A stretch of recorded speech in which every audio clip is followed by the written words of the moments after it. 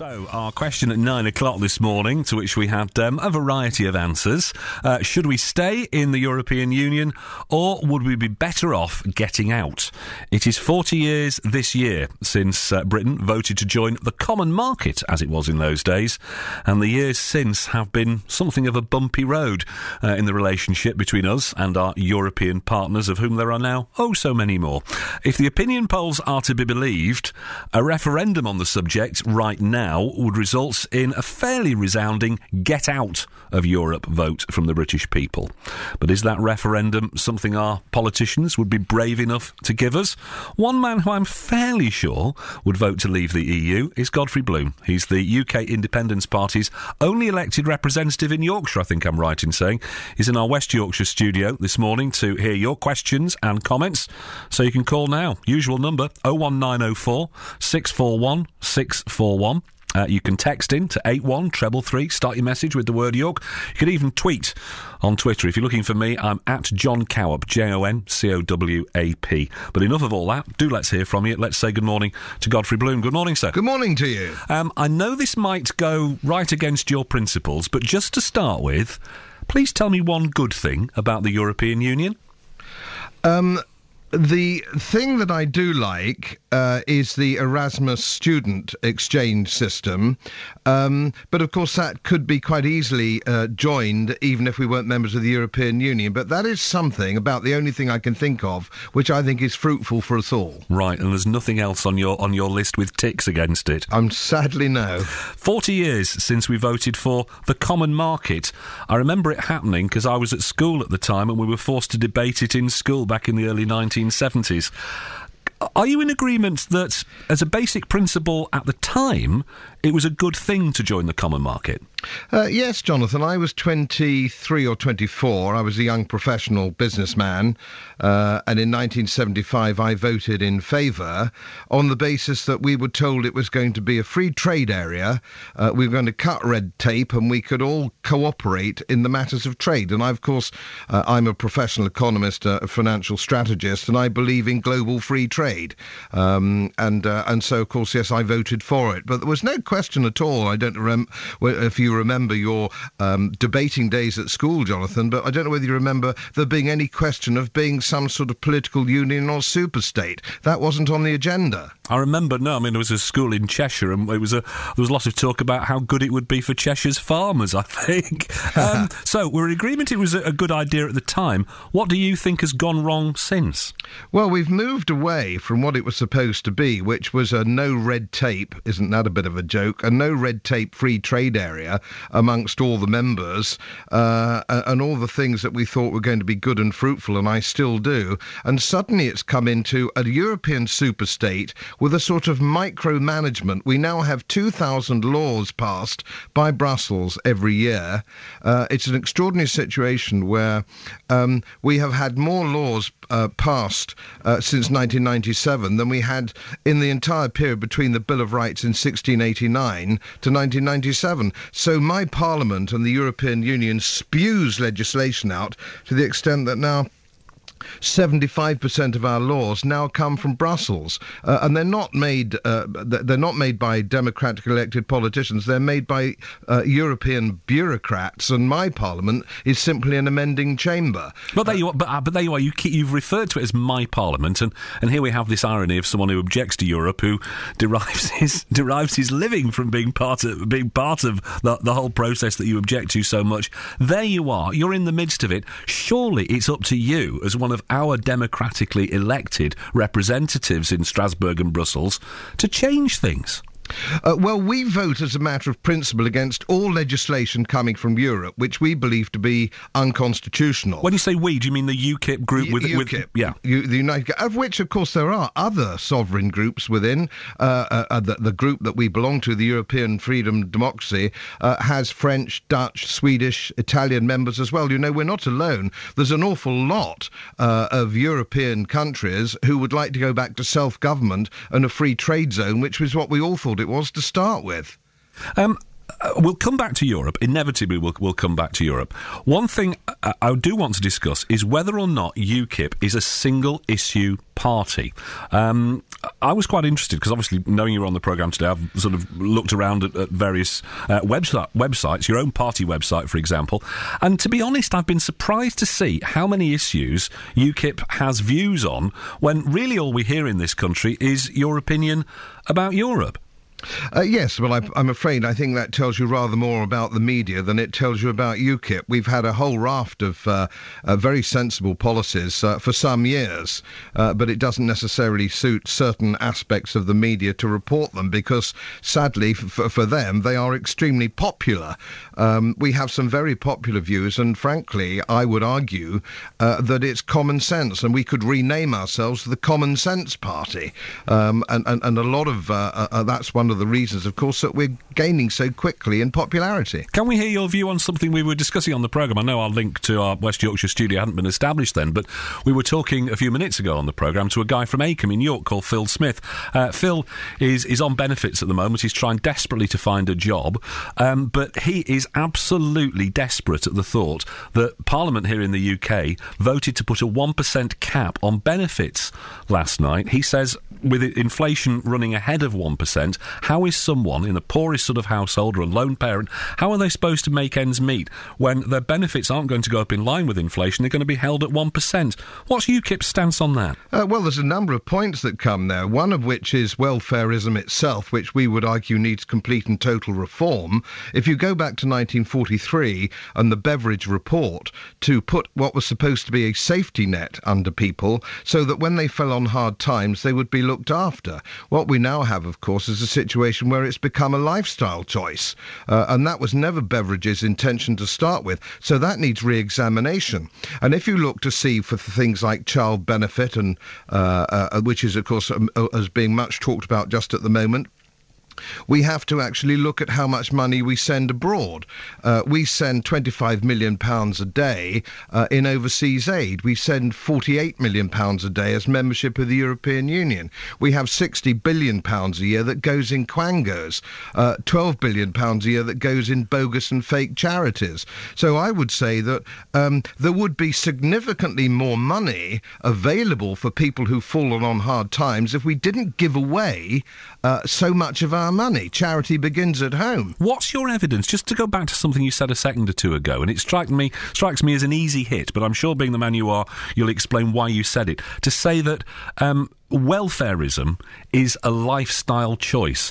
An awful lot of people out there who are on benefits, some of whom will be listening to this programme in York and North Yorkshire today, will say, hang on a minute, Mr. Bloom, it's not a lifestyle choice. I have no choice whatsoever. Either I've got a disability that stops me from working, or like Phil, I am seeking jobs but I can't find any.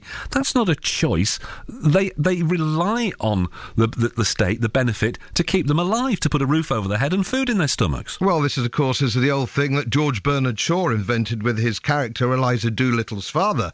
There is the poor, the deserving poor, and there is the undeserving poor. Now, you have people who need help under the Beveridge system and the concept of Beveridge, which most people would agree with as a helping hand, and there are other people who will do better on benefits than they will if they got a job. And I did a little survey the other day on jobs available in Hull, for example. And do you know there are somewhere in the region of 8,000 jobs available in Hull which are non-skilled, but because they are basically close to the minimum wage, people make more money if they actually stay at home, because by the time they've racked up all the bits and pieces on benefits and the cost of travel, they're better off staying at home. So we do have a significant number of people who are making it a lifestyle choice. The issue there, surely, though, and I mean, as a trained economist you will know, this is about companies that are actually paying starvation wages. Rather than say the problem is the benefit system and the fact the benefit system, quotes, pays people too much, it's that those low-paid jobs pay people far too little. No, well, if you didn't have low-paid jobs, you wouldn't have any jobs at all. Now, it's interesting, is it not, that we've had 1 million immigrants in the last 4 years that have come from Eastern Europe who have found it perfectly possible to live on these low-paid jobs, which is why you find anybody getting up at very early to pick sprouts on a frosty morning in Lincolnshire is probably from Eastern Europe. But we find that a lot of the indigenous population don't do that because they're paid with all the benefits more to stay at home. Now, the point that I'm making is that if it wasn't for those people, which are a percentage, let's say 40% of people make it a lifestyle choice, there would be more money then available on the beverage system to pay people who are generally deserving cases. And if my brother-in-law, for example, who's a butcher, he cannot afford to pay people more than whatever, say £240 a week, in order to sweep up and do low-skilled jobs. So what he does, he just stays on later and does the jobs himself, or does the jobs at the weekend, which doesn't actually create another job. It just means that you've lost one job. And that's, as a trained economist, I can tell you how economies work. Well, we will come back, I'm sure, again to this before we are done in our discussion. I just want to ask you something about UKIP. Nigel Farage, your party leader, said in an interview a couple of days ago that he didn't want to be Prime Minister. Now, to a lot of people who are perhaps used to following UK politics and its usual progress over the years, that will seem very strange. They'll wonder how on earth a political leader can have any credibility if he doesn't actually want to have the ultimate power to put his policies into practice. What's Mr Farage talking about? Difficult for me to speak for Mr Farage, but I think the point he's making, it's quite interesting. He didn't really want to be UKIP leader either. He's a family man. He has 2 young children. He likes to go fishing. The reason that he's in this political lark is because to save his country from the disaster that we've seen from the European Union. So what he's saying is, look, if we could actually govern our own country, if we could get ourselves back on the straight and narrow, we could take it from there. But I'm not necessarily the sort of chap that wants to do it. In fact, neither do I. I'm a professional economist. My father was a Spitfire pilot in the war, and he thoroughly enjoyed flying his Spitfires. But he was rather glad when the war came to an end, so he could get about his business and raise a family. Are you in a similar boat? I mean, I understand just from reading about you that initially you only expressed a desire to serve a single term as an MEP. You're now into your second term. Are you going to go for a third? Well, of course, I didn't think it would be possible for me to need to serve one more term when we'd had a cast-iron guarantee from David Cameron that he'd give us a referendum on the Treaty of Rome. All the main political parties gave us a cast-iron guarantee that we would have a referendum. So I said, well, I don't need to stand for more than one term because it will all be over. But of course, these lying and cheating mainstream politicians have denied us the referendum. So I'm still in the trenches. Don't want to be here. I'm stuck with it. Why do you think these... I won't use your terminology for them. I'll let their lawyers deal directly with you and yours. Why is it that UK politicians don't want to give the British people a straightforward choice on the issue of a referendum as to whether we stay in Europe or get out? I think that they are politically, ideologically wedded to the idea of a European federation, and they know that the British people aren't, and they know if there was a referendum that almost certainly, only almost, but almost certainly the people would vote for getting out of the European Union and going back to a European Free Trade Association, which is what they thought they'd voted for in the first place. Why are they so wedded to it when they know that the electorate are not? I've never really understood this. I think largely because they haven't had the benefit of a traditional education, and most of them, of course, don't really understand economics and trade and international money. So I think largely in our mainstream politicians, it's done from a position of complete ignorance. Godfrey Bloom for the moment. We shall leave it there. Thank you very much indeed. We will take a brief musical break and get the travel news in a moment or two's time. My guest on the programme this morning, Godfrey Bloom, UKIP MEP for Yorkshire and North Lincolnshire. North Lincolnshire it is, isn't it? Not Indeed, that's right, yes. Earlier on in the programme, we spoke to one of your parliamentary colleagues, a gentleman that you might know, Edward Macmillan Scott. Yes.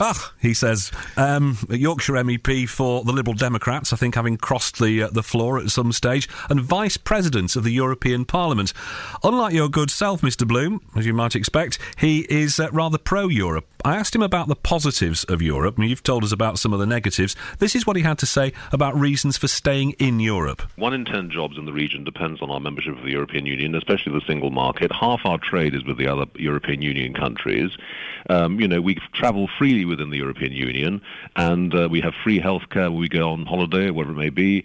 There are enormous consumer benefits that derive from our membership, the cheap airfares and all the rest of it. That whole package of things that people need to think about, that's all all because we've been a member of the European Union and a leading member, and I'm not one of those who wants to leave. I think it to be disastrous for the United Kingdom, and it would let down our people.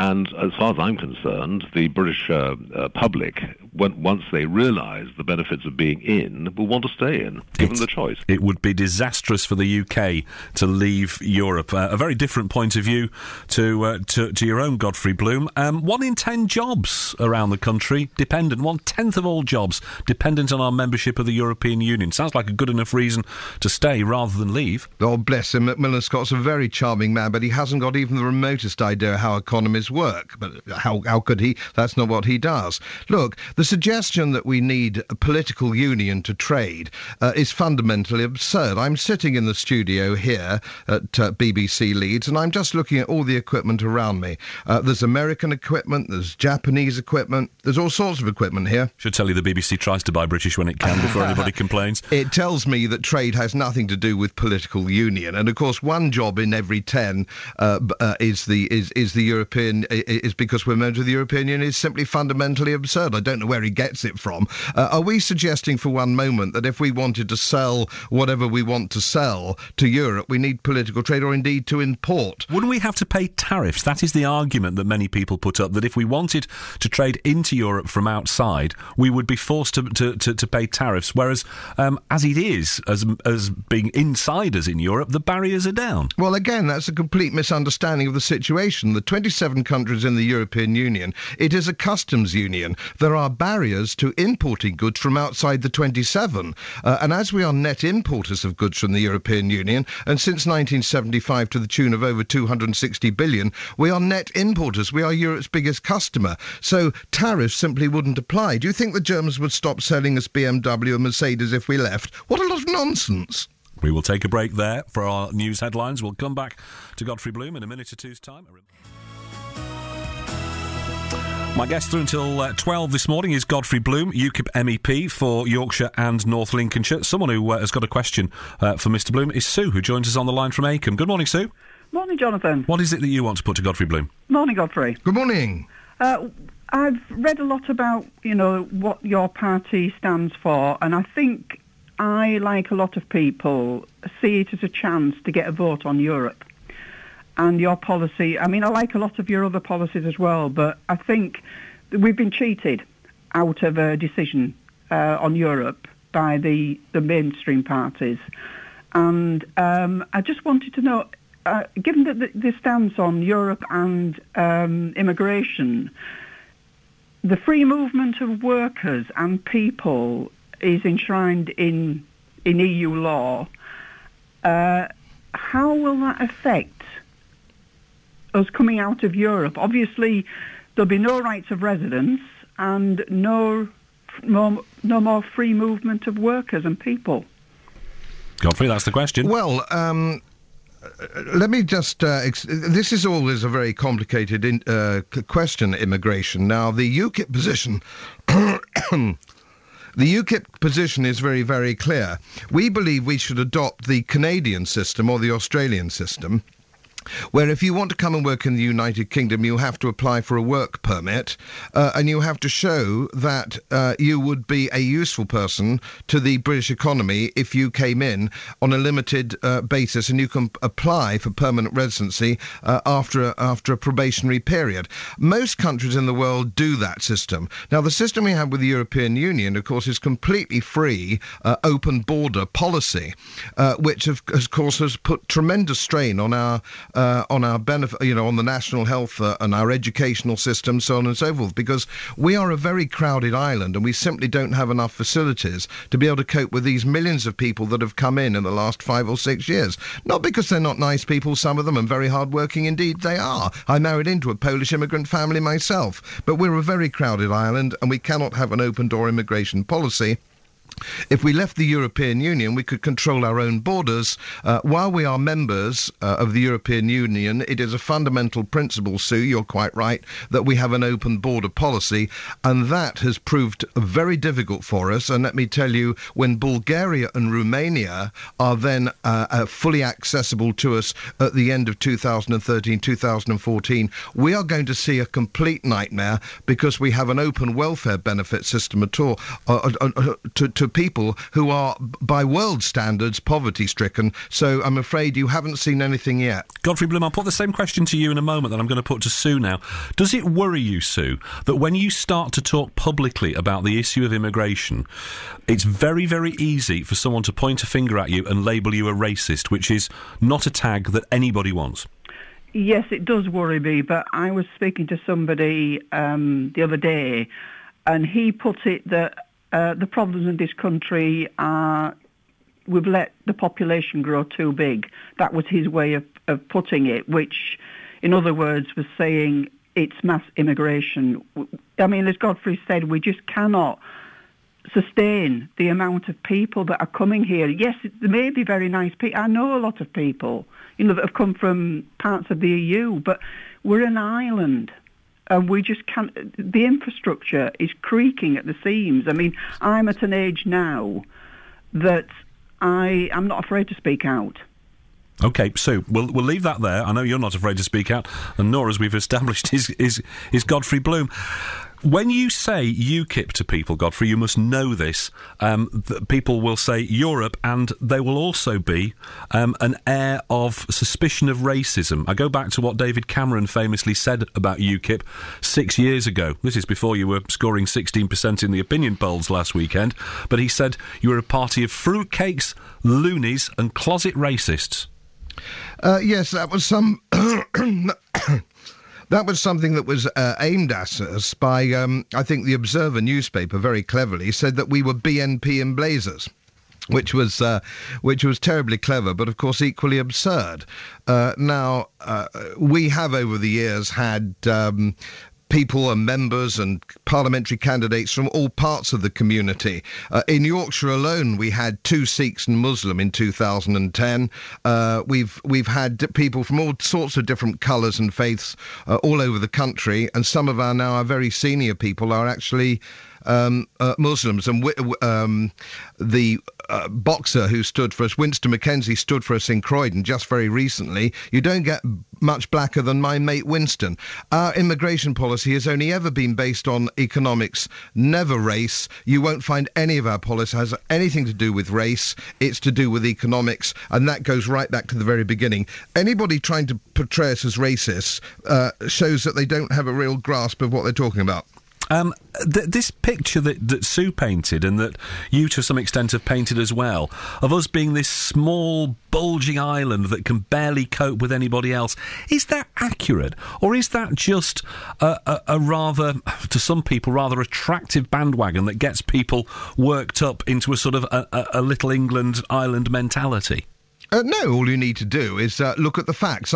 Being a financial strategist, I only look at facts. I don't deal in hypothesis or speculation. I know you don't, but you've got to accept, I know you're a man of fact, but a lot of people's political opinion is about emotion. Look at how people feel about Europe. You talk to most people about Europe, and all they can tell you is about straight bananas or curved cucumbers. I take that point, Jonathan, very much. But it's about politics is about emotion. It's about the way people feel, not necessarily about the facts. Well, OK, let's just deal with the facts, because I can't really talk about other people's emotions, but I can tell you that the United Kingdom is the most crowded piece of real estate on the face of the planet. There are more people per square mile in this country than there are in India. So what you have to do is just look at the facts. You also have to look at our welfare system, our social security system and our national health system and say it isn't feasible for us to take any more people in. And we are taking very serious numbers in, and that's just who we know we're taking in. There's an awful lot of people who've come into this country, and we don't even know who they are. And some, of course, a very small proportion, admittedly, but some, of course, are very nasty people, and we don't know who they are. And because we're members of the European Union, we can't get rid of them because of this ludicrous European Human Rights Act. We've got people who are rapists, murderers, drug dealers, who we can't tax, terrorists, who we can't send out of the country because of this ludicrous Treaty of Lisbon that we belong to. Let's move on to another caller. Mike joins us on the line from the Poppleton area. Good morning, Mike. Oh, good morning. What's the point you want to raise with Godfrey Bloom? Oh, good morning, Godfrey. Good morning. Well, we're heavily financially penalised in this country by the EU energy policies based on so-called global warming, and this results in great wind farm development that is forced on many sectors of the population. In fact, we are fighting a wind turbine in Poppleton that's going to be built very close to housing and roads. So what is the UK IP's views on these energy policies? Well, of course, good morning to you, Mike. Energy policy is yet another remit of the European Union, as is fishery, agriculture, employment legislation, consumer law, human rights, so on and so forth. So energy policy is actually governed by Brussels. It's sadly endorsed by the current government, who believe that wind turbines are the solution to the energy problems of the future. Well, we all know, and if you look at the Civitas report that was done by the excellent Dr. Ruth Lee, highly respected, which shows that wind turbines are a complete and total inefficient disaster. They're being abandoned in Germany and the Iberian Peninsula and North America. They've been a complete failure. All they do is put money, huge amounts of money, into the pockets of very rich landowners at the cost of old age pensioners who can now no longer afford their energy bills. So the whole thing's a disaster, and we would stop it immediately. There you go with the emotion again. The picture of the poor elderly person freezing. Phil, sorry, Mike, do you take on board Godfrey's point? Well, I think I do. I mean, we do need, when there is no wind, some form of energy-producing mechanism, which is probably going to be gas or something. But it does seem that the cost of say, running a gas-powered power station is significantly cheaper than a wind turbine. Do you not accept, Mike, that we've perhaps got to look for some green alternatives to our constant consumption of carbon fuels?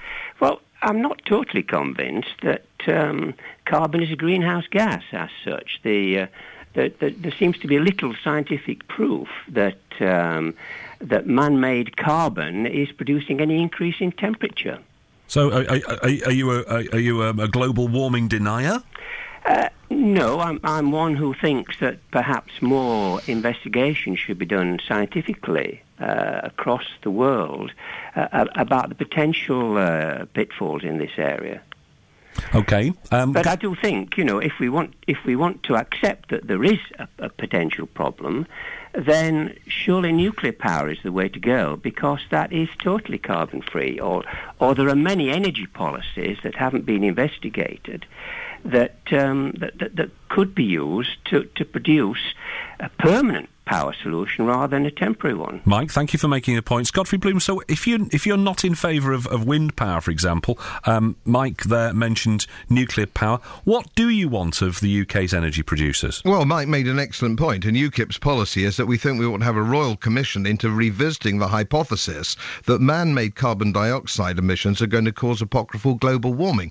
We have been saying for many years, and we have some very, very senior scientists in our support who are actually UKIP members, who are saying, just a minute, the global warming that we've had in recent years has been cyclical, that the global warming period we had in the Minoan period was warmer, the Roman period was warmer, we've had a mini ice age, and of course we've been saying that the globe has not been warming now since 1995, and we've been vilified, and we've had the word denier shouted at us. And of course, if you looked at your headings in your paper this morning, Jonathan, you'll see that now everybody's admitting that the world hasn't warmed since 1995, and UKIP have been right all along. So let's revisit this hypothesis. Do you do not accept this notion of climate change, then, that is so widely accepted by so many people? Indeed, people here in North Yorkshire who've seen their homes flood time and time again, more so in recent years, in spite of the millions that have been spent on flood defences.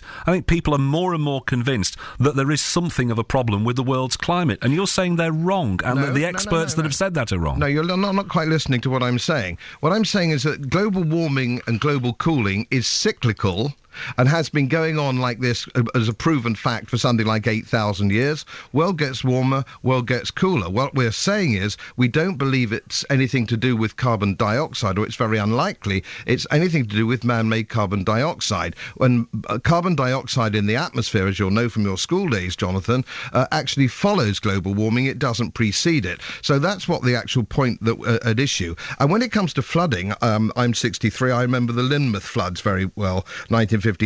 We have had disastrous floods and extreme weather conditions for years and years and years, decades, generations and generations. And it isn't necessarily right to lay it at the door of man-made carbon dioxide. And, of course, a lot of the flood problems that we have, of course, is propensity we have in modern world for building on floodplains. You see, this is one of our... we've concreted over most of the country, and that's, of course, gives us a flood... I live in a village which is a doomsday village from the 11th century, and it never floods because we weren't so stupid to build it on a floodplain. We've got to look carefully at what causes these things. We've heard your thoughts about energy policy, global warming. We've talked about immigration. Can we talk about another political hot potato at the moment? Gay marriage. I see a claim in one of the newspapers that the leader of the youth group of UKIP has been forced to go over their stance on gay marriage. Whereabouts does UKIP stand on the idea of allowing same-sex couples to marry as opposed to enter civil partnerships? We're in favour of a civil partnership for homosexuals, and we don't have any issue with that. We don't believe the government has a remit to force through homosexual or same-sex marriages on the basis that there are 70, and again, if you look at this morning's newspapers, there are 70 commitments that the coalition government made which they haven't followed through, and they're driving through now a policy which wasn't in either of their manifestos. So they don't have a democratic legitimacy or remit to force this through, and it's deeply troubling to Christians and Roman Catholics and my Muslim members in UKIP, of which there are a growing number, this aspect of it. So I think the government needs to back off this and think it through and maybe get a mandate for this if that's what they want, and come back after 2015 if they're still in government, which I very much doubt, and move that forward from there. Is it true that the leader of the youth group of UKIP was forced to leave because their views on gay marriage were too in favour of it and therefore didn't chime with the general party thought on it? I'm sorry, I couldn't comment. I didn't even know we had a leader of the youth movement, to be brutally honest. I thought we were all oldies in UKIP. We're all about 3,000 years old, like me. No, there's no one quite like you. I watched some of your performances in the European Parliament. I'm not sure whether you were in Brussels or Strasbourg or wherever you were. You're a devil when you stand up and start to stir things in the European Parliament.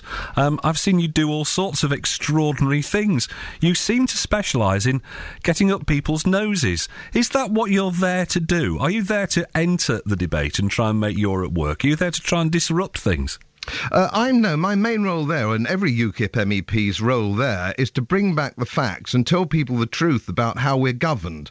And sometimes, of course, in debate, I get a lot of arrogance, a lot of it from our own mainstream political parties, a lot of ignorance, and I feel it's my duty to expose that. I'm afraid sometimes I expose it somewhat ruthlessly. Well, yeah, I mean, I saw one particular notorious incident. Was it you that shouted Ein Reich, ein Volk, ein Führer as someone from one of the German parties tried to speak in the European Parliament? No, that is a piece of misreporting. Let me tell you exactly what happened there. Martin Schulz, who's now the president, who is a German National Socialist, was calling for one Europe, one leader and one people. And when I said, well, we could translate that, could we not, into Ein Volk, ein Reich. I wasn't shouting Nazi slogans. What I was suggesting was that we'd heard all this before in the 1930s, and in the United Kingdom we don't want it, thank you very much. You seem to call the chairman of the debate on one occasion a scarecrow. No, that was a Green. That was a Green spokesman who was talking about green issues, who to me looked like Wurzel Gummidge, and I think I might have called him a scarecrow, Wurzel Gummidge, and I offered him, I thought generously, the telephone number of my tailor. Very decent of you. Very decent of you indeed. Anne in Pickering wants to know of you this morning. If we pulled out of the European Union, would we still have access to or be part of the European Court of Human Rights? It's a darn good question from Anne, because, me included, I think a lot of people get quite confused about what's the European Union and what's the European Court. That's a very good question indeed, you're quite right. Now, the European Court of Human Rights is a completely separate entity from the European Union. Now, where we are bound by the European Court of Human Rights, which is based in Strasbourg, is the fact that we are bound under the Treaty of Lisbon. So we are bound under the jurisdiction of the European Court of Human Rights because we're a member of that treaty. If we rescinded the Treaty of Lisbon, we would not need to be bound by the European Court of Human Rights, which, of course, the European Court of Human Rights, which was moved forward, I think, in 1948, was not designed to micromanage countries' legal positions. It was to stop the genocide and the horrors that we'd seen in the build-up to the Second World War. So us not being able to kick out terrorists or send them back to Jordan or wherever they came from is nothing to do with the European Court of Human Rights in its initial thoughts. So I would be delighted to get out from underneath the European Court of Human Rights, and as one of the oldest democracies and legal systems on the face of the planet, go back to our final arbiter should be the House of Lords in Westminster. That should be any country that cannot make the final decision in its own legal system is not a free country, and sadly we're no longer a free country. I do not want foreign judges making decisions on things which affect the British people. I'm just looking at page 8 of this morning's Daily Mail. EU demands access to details of all UK drivers. Orwellian move to hand personal information to foreign police forces. Their claim is that Brussels is demanding that 26 police forces across the EU should have access to the personal details of every motorist in Britain. A, is it true? And B, what's your reaction to it if it is? Well, I'm surprised the Daily Mail have only just got onto it. This was actually mooted something like 15 months ago, and it's being done under the auspices that if you commit a speeding offence in France, the French police or something, or imagined offence, can immediately get through onto their centralised computer and find out everything about that particular driver with a GB plate on the car. And what's wrong with that? If you commit a driving offence within the European Union area, shouldn't the local police force be able to find out who you are? What an extraordinary thing to say. Do you want the French police to have your details, Jonathan? Well, why not? If I go abroad and I commit a driving offence, why on earth shouldn't the police be able to find out who I am? Just as much as if a German driver or a Spanish driver comes to this country and knocks a child over in the street or commits a serious motoring offence, I would want the UK police force here in North Yorkshire to be able to find out who that person is, track them down and make them answer to the law. Well, they would certainly. We've got all sorts of machinery to do that for crime. There's no problem with that about crime. But the distribution of people, what about the millions and millions of people who haven't committed any offence that have to have their personal details given to 27 different countries, some of whom are very, very illiberal? And I mean Greek, Cyprus, you can behold there's no concept of habeas corpus in Spain, for example, and only the other day a lorry driver was held for over a year without charge. You can't trust these people. I certainly don't want them to have my private details. Jonathan, you can send yours to them if you want to. I'm just looking at something that Michael Fabricant of the Conservatives said the other day, suggested offering an in-out referendum on UK membership of the EU if UKIP promises not to stand against Tory candidates in 2015. Number 10 said Mr Fabricant did not speak for the Conservative Party on this issue. The safest way, they said, to protect Britain's interest is to vote Conservative. UKIP leader Nigel Farage said it was difficult to envisage a pact while David Cameron was Conservative leader. Would you be in favour of doing some kind of deal with the Conservatives? Because quite clearly, it would seem anyway, that disaffected Conservative voters, and there may be a number of them in North Yorkshire who don't like the way David Cameron has gone about things, don't like the way the coalition has worked. Do you think they're coming over to you? Well, people are coming over to us from all parties in significant numbers, but I mean, over half my regional committee members are paid-up members of the Labour Party. My regional chairman is an ex-Labour Party. My branch chairman in Leeds, for example, was an ex-Labour councillor. We've had Labour councillors in Grimsby delivering my leaflets. This isn't about party politics. This isn't about blue or red. This is who governs our country. Can we have our country back? Can we govern our own country? This isn't about petty party politics, whether you're Conservative or Labour. That's all passé. That's over now. Godfrey Bloom, there we have to bring matters to an end. It's all over for us now, but maybe we'll talk to you again on a future occasion. Thank you very much indeed for your time this morning. A great pleasure, thank you. Godfrey Bloom.